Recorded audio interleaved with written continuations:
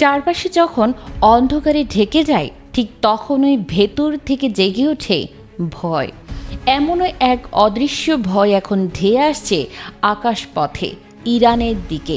সম্প্রতি যুক্তরাষ্ট্রের মিজোরির Whiteman air force base থেকে উড়ে গেছে তাদের সবচেয়ে গোপন ও ভয়ঙ্কর বোমারু বিমান V2 স্টিলথ স্পিরিট।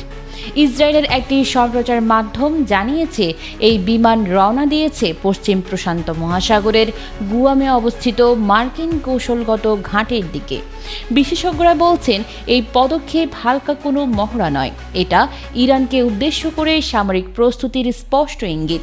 এই V2 বিমানকে সঙ্গ দিচ্ছে 4টি Boeing KC-46 Pegasus refuelling tanker. এর মধ্যে 2টি মাঝ আকাশেই জ্বালানি সরবরাহ করেছে, বাকি 2টি তখন অপেক্ষা করছিল হাওয়াইয়ে পরবর্তী রিফিউলিংয়ের জন্য।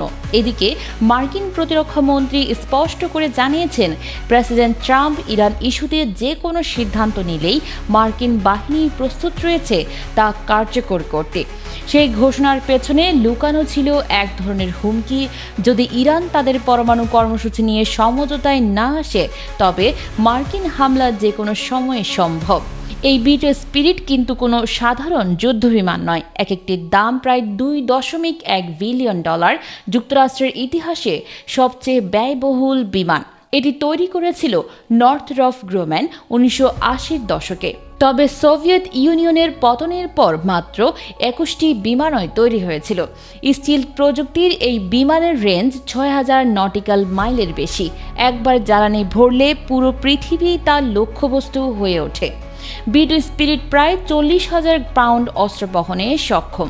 এর ভয়ঙ্কর অস্ত্র ভাণ্ডারে রয়েছে প্রচলিত বোমা ছাড়াও পারমাণবিক অস্ত্র, বিশেষ করে 300 পাউন্ড ওজনের বাংকার বাস্টার, যা 200 ফুট কংক্রিট ভেদ করে মাটির গভীরে লুকিয়ে থাকা বাংকার ধ্বংসে পারদর্শী।